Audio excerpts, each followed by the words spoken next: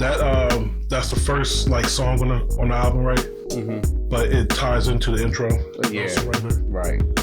You best get up and fight. You know what I mean? So that's pretty much all it is a call to arms. Okay. You know what I mean? Well, I gotta. Yeah, one thing I liked about Fight in there, right, is that it kind of had like a rock and roll feel.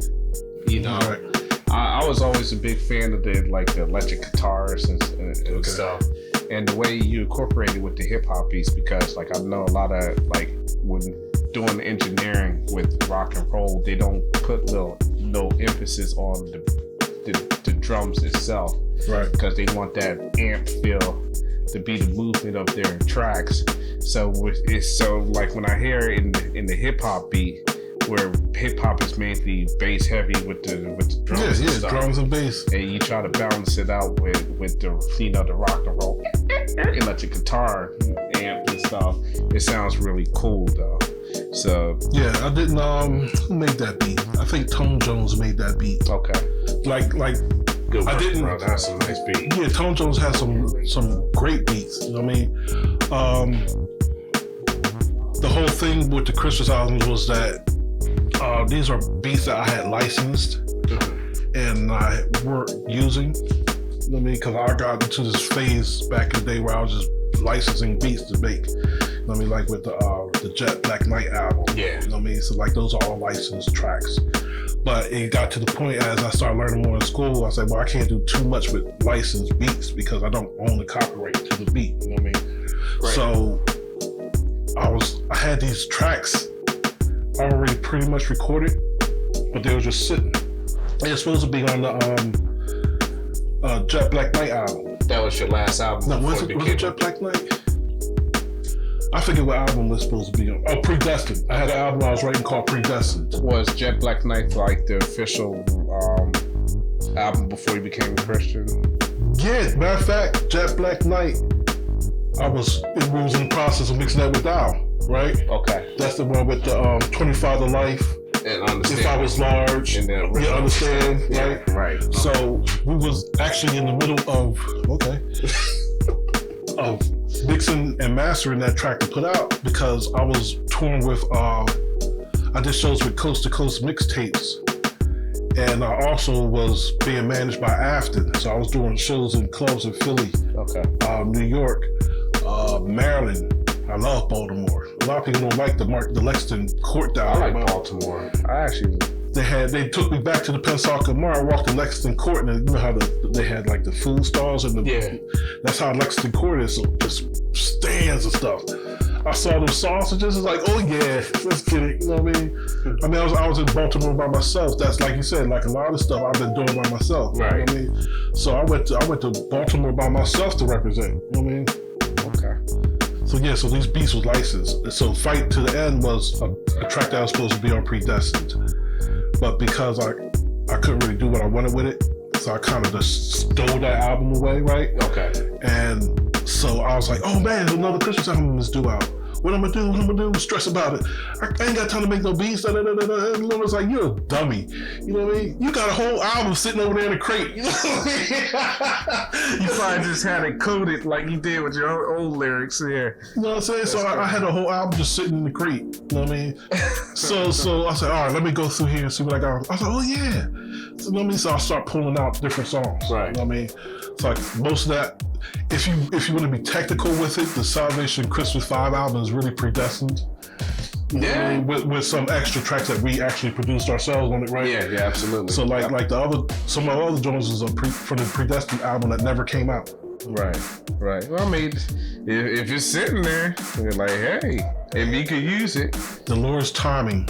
Yeah, you know what? I'm glad you said that because I was hearing like a lot of gospel artists when they was talking about their tracks, they would be like, yeah, I wrote that joint like maybe 10 years ago. And God just said that it wasn't their time for it to come out now the way it did because it wouldn't bless so many people when it come out. Wasn't the timing for it. No. So, and like you said, when you wrote the Jet Black Knight, it was like a secular album.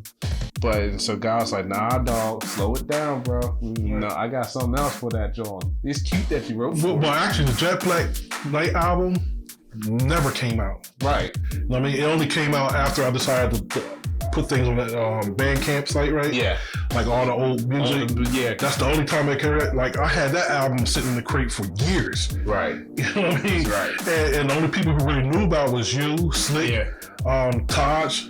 You know what I mean? And at Stiggy. Right. Because he went with us to mix a couple of them joints, you know what I mean? But everybody else didn't know about the album. You know what I mean?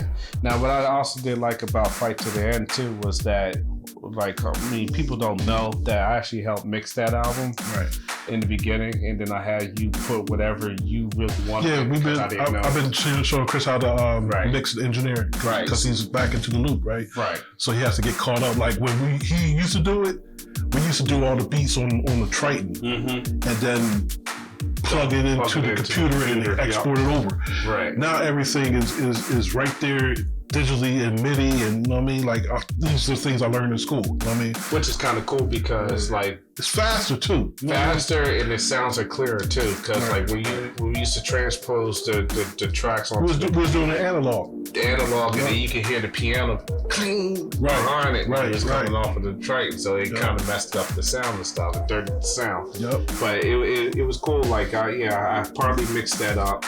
Mixed it in the beginning part because like I was still learning the vocals, so I let the vocals let him do it. Right. But like the sound itself, I actually did the primary EQ. I let him mix the beat and stuff. So then when the funny thing about that was the hook, because I thought like, you know, mostly because most of the songs I know, like he's usually the rowdy. I want to hear my voice screaming through your eardrum, making it bleed when I put my hooks in. That's my homegirl's fault. Yeah. When I was working with Coke, she said, your vocals is too low. I like the music, but your vocals. So ever since you said that, I've always tried to push my vocals up. So you just overdid it. Yeah. So then one time, like when I heard it, I'm like, yo, you know, I was like, yo, the lady vocals is too loud. It's overpowering your voice. And he was like, nah, I want it that way. So I want to back up her. So I'm like, I was like, okay, well, good job there. You know what I mean? Good job. Because I thought, you know, you wanted your voice to be the main part of that hook and have her as the background, but you wanted her as the forefront and you in the background. I was like, oh, this is different. I was like, oh, this is a different kind of brother here. So I was like, that's cool though. But yeah, crazy part was like what you didn't know. I think you stepped out for a while because you had to do something. I must have played that track like for like 2 hours straight. Okay. Just mixing it, just hearing the amp sound because, you know, I wanted that amp, you know, to go like I wanted to cut like a knife but not cut your eardrums to bleed, you know what I mean? So like, and you know, I know a lot of people when they mix tracks, they just do it by sound. I'm a kind of like a technical brother. So like literally like he can even tell you when we mix some of the tracks, which we'll talk about later, he'll listen to the sound, say, oh, that's a little bit too loud. I'll go to him, like, you need to cut it by 0.23 decibels and stuff. He's like, what in the world? Like, I did the math, bro. Like, I was like, okay. It's a new way. I'll try it. Yeah. It works. It worked. Like, yeah, I'm like, lessen that by 0.07, 0.7 decibels. So he's like, learning code now. So I enjoyed that, mixing that track a lot, and then seeing what, like, because he was looking at my point of view of how I mixed it, right, and then he put his own point of view, and then when we played it, the master, well, the almost master, because we played it before we mastered it, right, it was actually sounding really great, and I was like really proud of the fact that I was proud that I finally woke up from my hiatus and kind of went in there to help, you know what I mean? And it actually made me feel proud about working on that. So yeah, so let's fight to the end. You know what I mean? Like I said, Tone Jones did the joint for it. That's a weak punch. And I believe Alicia Renee is singing the hook. Like some of these tracks are licensed. Her voice is cool. Already had the hook on them. Yeah. You know what I mean? That's why I was kind of backing her up. Yeah. Because they already came with the hook on it. Yeah. But I felt like I needed to be in the background, like I was training. Yeah, it did sound like a box. It's like, yeah. Like Creed 3. Yo, Creed 3. There it is. There's a soundtrack for you. Got you, baby. You know You might want to remix it to suit your needs, but I got this down, baby. Nah, man, you gonna take just like that.